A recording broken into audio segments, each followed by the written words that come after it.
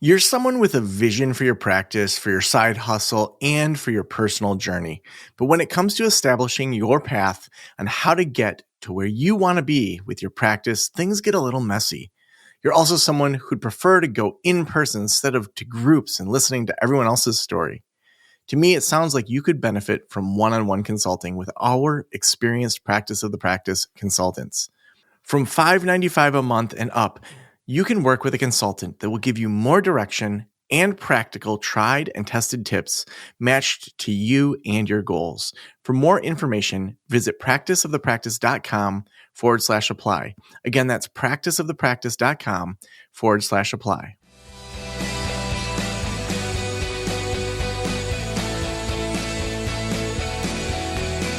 This is the Practice of the Practice podcast with Joe Sanok, session number 873.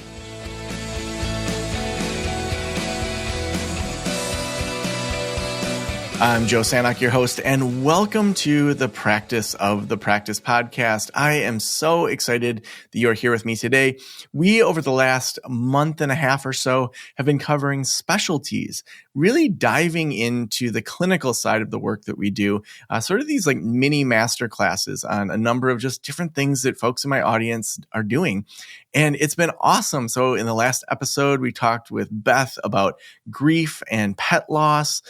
Before that, we talked with Carly about EFT and helping people with cancer. Before that, we talked with Cordelia about social anxiety. And before that, Anna and trauma. Then before that, Jessica with first responders and the trauma of therapists. So many awesome things. I could go through all the whole list, but I'm not gonna, because you got to go back and just listen to those awesome episodes. You know, last night was honestly like a really tough night for me with parenting. I'd had a full day of practice the practice, tons of consulting, tons of podcasting. Then the girls had a play date with one of their best friends. So I was like getting food for them. Then after that, I had improv here at my house because I couldn't find a sitter. So we had improv here, which was fun, but I knew I had a lot to do.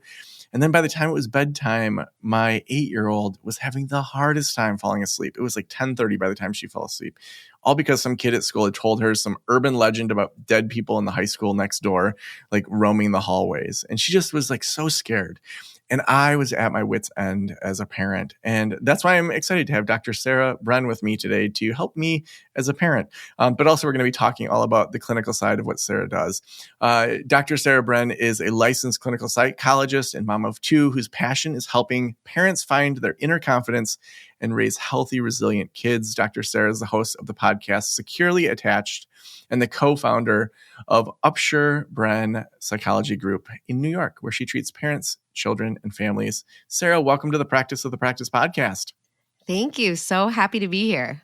Yeah, I love when people that listen to the podcast are on the show and people that are podcasters because they always have a good mic. They know how to have a conversation. It's just so killer. And we were just talking, and I'm excited to be on your show also at some point. So that's pretty cool. Yeah, absolutely. Well, let's start with, how did you get into parenting work? Was that something you kind of knew from the get-go in grad school, like, I want to do this work, or did that kind of emerge over time? Yeah, actually, no. If you had asked me in graduate school what I wanted to do, that would never have been on my radar at all. And it's interesting because I really started out working with a lot of adult trauma. That's my background. My background is in psychodynamic, relational-based psychotherapy from a real attachment lens. I'm a trauma-informed therapist, and I was working with adults for a long time who had sort of really chronic childhood trauma experiences, and then would come to me as adults, and we would do a lot of work, in helping them to, consolidate those experiences, create a new healthier relationships, help them build their sense of self, their emotion regulation skills, all the stuff that kind of can be the fallout of having attachment ruptures in childhood. And so that was what I thought I was totally meant to do. And I loved that work, and I still do that work. But then I had my own kids. I have 2. And when my son was born, I started getting really interested in parenting and like the psychology of parenting and child development. And just as like a parent, right? And I started to think about the way I was parenting my son. And I was very informed by a parenting philosophy called RIE, which stands for Resources for Infant Educators. It's not a clinical model, but it's very attachment theory informed, different from attachment parenting. attachment theory. Let me just pause you real quick. So, Yeah. differentiate those two for us, because the attachment parents that I have known, basically it was like their child never left their body for like 3 years. Yes. So dissect that and give some accuracy to it, because I Absolutely. definitely probably have my own point of view based on very interesting parents that I knew that were quote attachment parents. Yeah, and I think it's important. I always like to say, like, attachment theory, think of it as like the umbrella, right? The attachment theory was a theory posed by John Bowlby in the 50s and 60s. He was doing research about this attachment theory. And basically all it says in a nutshell is that human beings from birth are hardwired to form an attachment bond with their primary caregiver as a mechanism to increase their chance of survival. That's kind of it, right? That's what attachment theory is, and subsequently been like deeply researched and then come up with all these ways to measure it in childhood and then subsequently measure it in adulthood with the adult attachment interview. And a lot of research has come out around this, how do we measure the security of that attachment relationship? Whether it's insecure or secure, and we can get into all that. But the idea is that's the umbrella, and then lots of different schools of thought have come out of that theory, one of which is attachment parenting, which is one way to parent a child. And I don't want to diminish it, because I think for some families it works very well. My problem with it is that it's a very highly demanding ask of the parents. It's you can support attachment in that way, but that's not actually how one creates a secure attachment relationship with their child.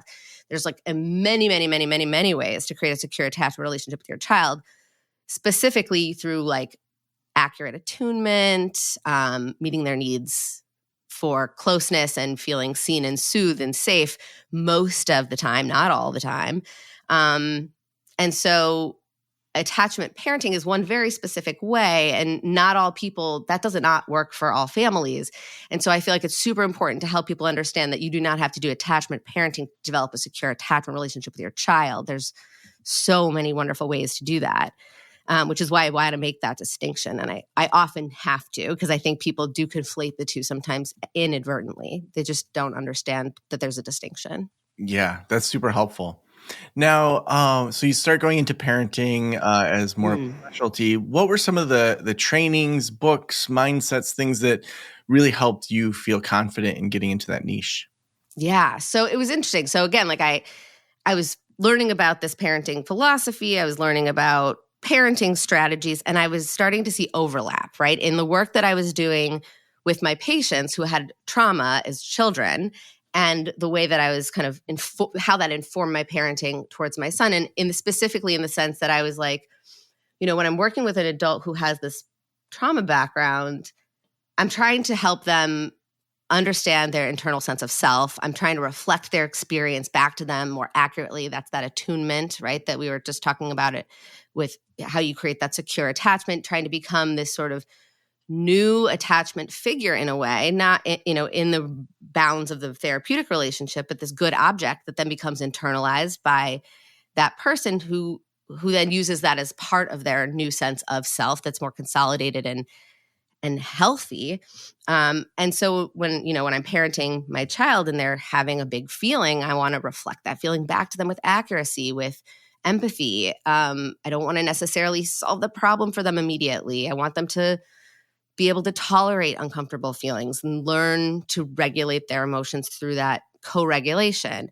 And I could go on, but the idea that I was like, whoa, if I could help parents start to understand some of these core building blocks of like secure attachment, safety in relationships, emotion regulation, how to support child's emotional and psychological development in a healthy way from birth, then perhaps I would be seeing fewer adults with chronic childhood attachment ruptures in their 30s and 40s in my practice. So I sort of pivoted and I really started looking at ways to help parents understand attachment theory, child development, maternal and paternal mental health, because I actually think that there's a bit of a sort of a dichotomy in the world of parenting where it's like sometimes people are really focused on helping parents learn about child development and don't think about the piece of the parent's mental health, right? Like if attachment parenting, for example, if you're teaching people to do all these things, but it doesn't work for the parent,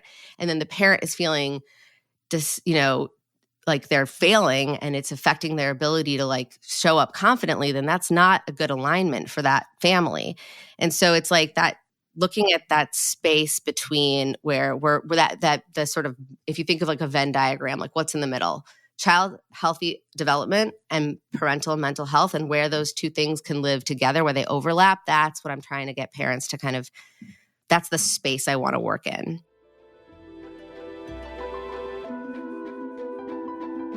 Providing great therapy day after day can be challenging even for the best of us. At Blueprint, they believe that nothing should get in the way of you doing your best work, which is why they created a platform that provides therapists with an array of clinical tools. Things like therapy worksheets, intervention ideas, and digital assessments that are designed to help you and your clients stay connected and confident throughout the care journey. Even better, Blueprint helps streamline your documentation so you can spend less time on your notes and more time on the things that matter. To learn more and request a 30-day free trial, visit blueprint-health.com. Again, that's www.blueprint-health.com. Now, if you were to think about the average clinician that's listening right now, and they're presented with parenting issues from someone as just part of what the client's looking for. So they're not necessarily needing a specialist, but you are able to say, here are the 3 or 5 things that I would love for any clinician to have in their toolbox for their intakes, for their sessions, just to be better at helping parents. What would be some of those things you'd want to teach them? Yeah. So one is, I think you have to look, even if you're treating a single person, you really need to look at the whole family system. This is especially true if you're treating a child. When I work with kids, when people come to my practice to with the request for me to work with their child, I will always say, I can work with your child in the context of the family system. And that sometimes means working with the child and the parents. Sometimes it means working exclusively with the parents in the service of helping support the child's mental wellness. So you cannot look at an individual person without understanding sort of this relational context. Who are the attachment figures in this person's life? Even if they're an adult, you kind of have to go and look at what are their early attachment relationships, because those relationships create the blueprint that then all of us then subsequently use to anticipate how other people are going to respond to us, or how we imagine they'll respond to us, which then shapes how we show up. And so we really have to look at the attachment systems in a person's life, whether they're a child or an adult. So that's one thing, is to really kind of understand that relational context and what is the blueprint, how secure are those original attachment relationships that have become internalized or are actively happening if you're working with young kids. And then if they're not solid, how do we work to improve it? How do we work to improve attunement, to improve the parent's capacity to meet the child's needs where they're at? Sometimes it's working with parents to help them regulate their own affect, their own anxieties, their own emotions, their own reactivity in the face of a child's challenging behaviors or troubling emotional expressions, right? So it's kind of looking at the dynamic interactions between all the players, not just the one patient. That would be something that I think is really important. It's, as you say that, I was thinking last night, that quick story I shared at the beginning, where my 8-year-old had no responsibility for the fact that my schedule was full that day. It's like I had made that choice to have a really busy day. And the fact that she then had this anxiety, this fear from a story that the kid told her, it clicked last night when I was just like, I just want to be done parenting for the day. Yeah. Oh my word. And then she's like, I'm so sorry, but I'm only 8 years old. I'm so scared. And it was just this moment of, what the F am I doing? Oh my gosh. This kid just needs hugs and needs some soft music or meditation, or she just needs help going to sleep. And it was one of those moments of, suck it up, Joe. This is what your kid needs. And, that reattunement for myself, to just recognized that she had no responsibility for the fact that I had a busy day and wanted to just peace out and be done. Yeah, but I think you described something that's so relatable and so real and does happen, that like we as parents are humans too. And we do have things that pull us in, either in our environment or just even in our minds in the moment, that pull us away from outside of our role as like parent-child, right? Yeah. So sometimes we're showing up in that self state of like, I am the parent, I am attuned to my child, I am here and I'm present and I'm fully with you. That's fantastic. That's a great place to be. We are not always there because, Mhm. we have lives and we have, our own internal preoccupations and our own stress and our own things kind of pulling us away from that. And that's totally fine, totally normal. And it absolutely happens. And so, one, I really always try to help parents kind of have a realistic expectation for themselves.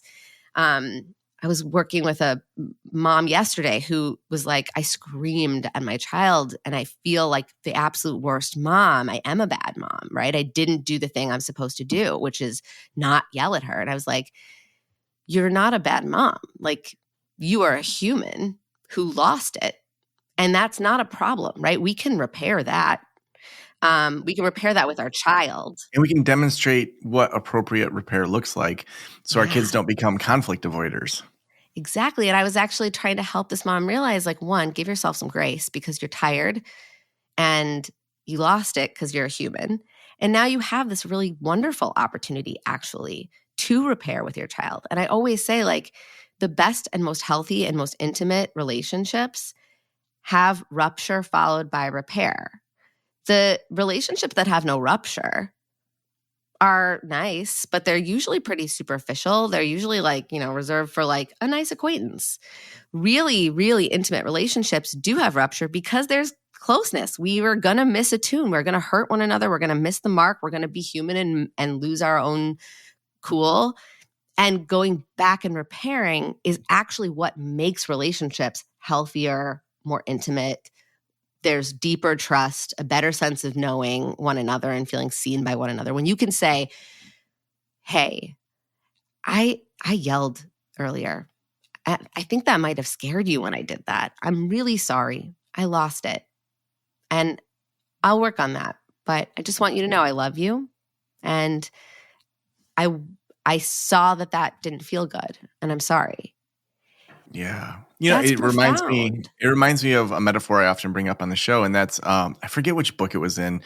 I think it was a Malcolm Gladwell book where he was talking about the healthiest part of the Great Barrier Reef is the part that gets hit with like just the right amount of waves. So it's not the still calm part. It's not the part that's just getting totally beat up by the waves, but there's just enough tension going on there that it forces it to grow faster. It forces it to be healthier. And that idea that in relationships, like, yeah, the closer you are to someone, the more likely there is to be, some of those mismatches because you're just around each other more. I love that.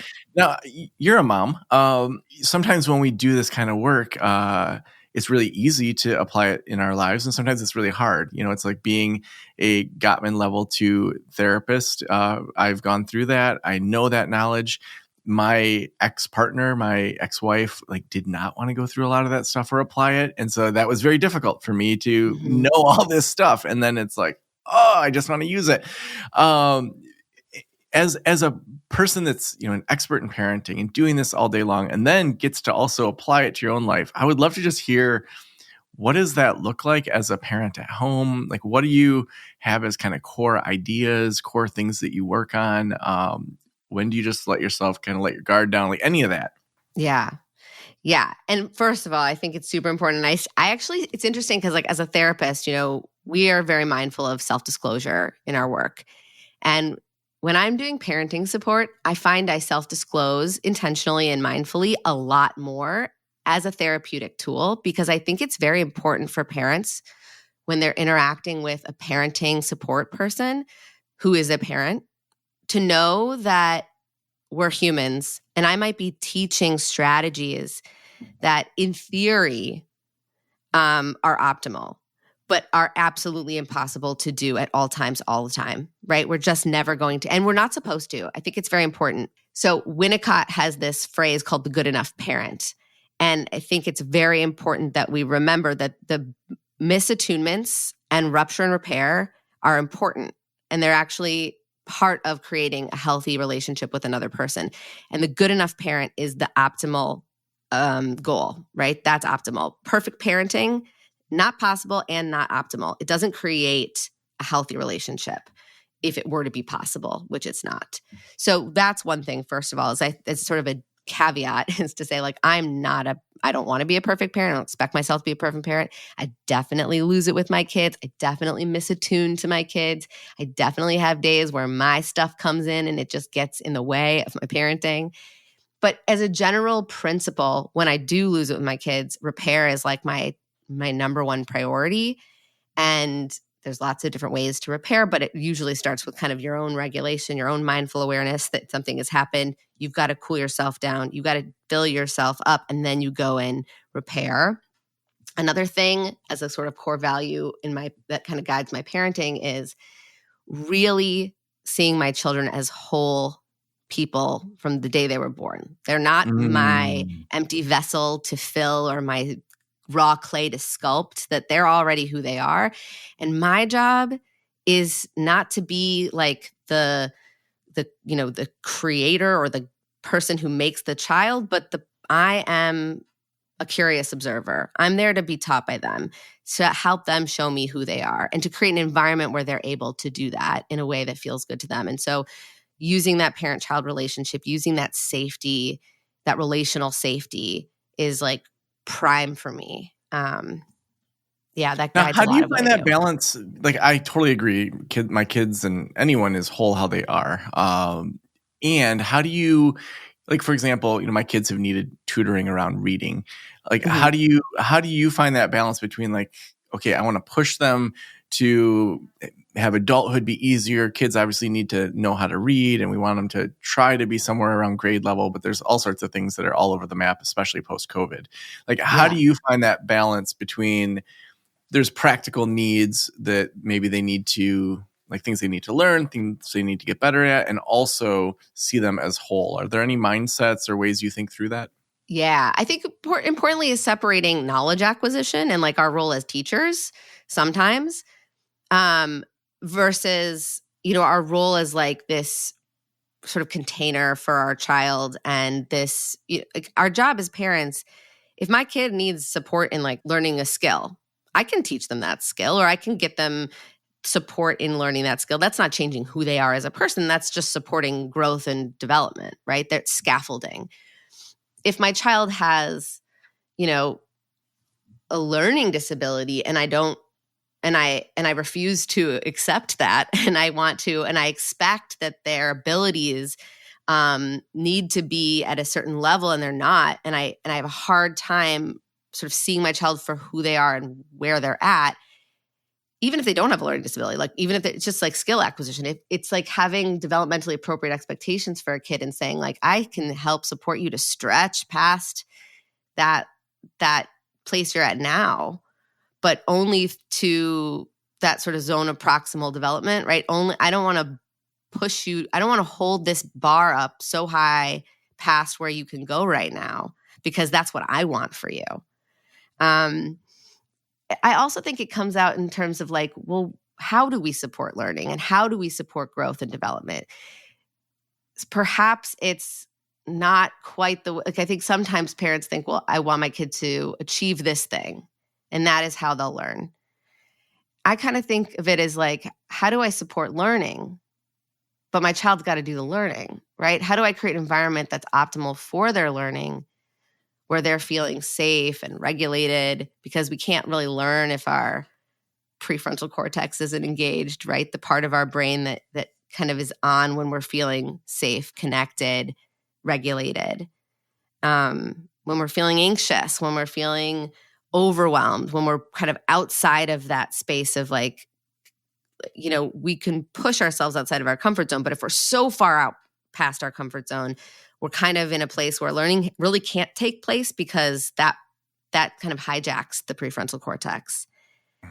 So awesome. Well, the last question that I always ask is, if every private practitioner in the world were listening right now, what would you want them to know? I think that recognizing our role is the relational piece of as a therapist, right? Like whether you're working with a family, trying to help parents understand their relationship with their child, or we're working directly with an individual, an adult or a child.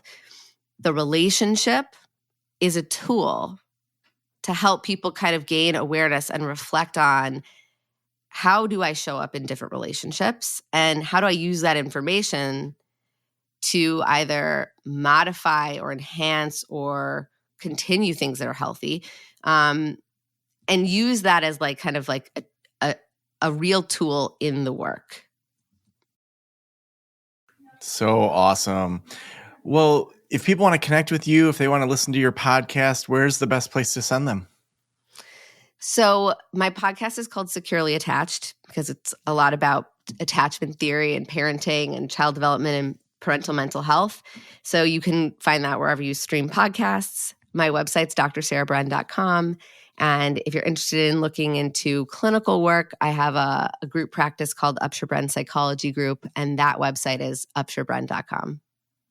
So awesome. Well, Dr. Sarah Bren, thank you so much for being on the Practice of the Practice podcast today. Thank you so much for having me. You know, one of the awesome things about having a podcast is you get to just choose experts you want to interview, and you get to know them, and you don't have to pay them, and you get to help them get their message out. And even just for me personally, to have some gentleness, you know, for myself as a parent, feeling that I did a good enough job last night, you know, in helping my 8-year-old. It wasn't perfect. I wasn't clicking on all cylinders, but you know what? At the end, you know, she fell asleep. She felt loved, and you know, I had some grace with myself there. So it's just such an awesome thing to have a podcast. You know, something we haven't talked about in a while is Podcast Launch School. If you are interested in starting a podcast, we have a free email course that will walk you through the very beginning stages of starting a podcast, or even exploring whether or not you should start a podcast. And that's over at podcastlaunchschool.com. It's a great resource we've put together that's totally free for you if you're interested in just looking at, well, do I want to start a podcast? Is that even something, like, how much work goes into it?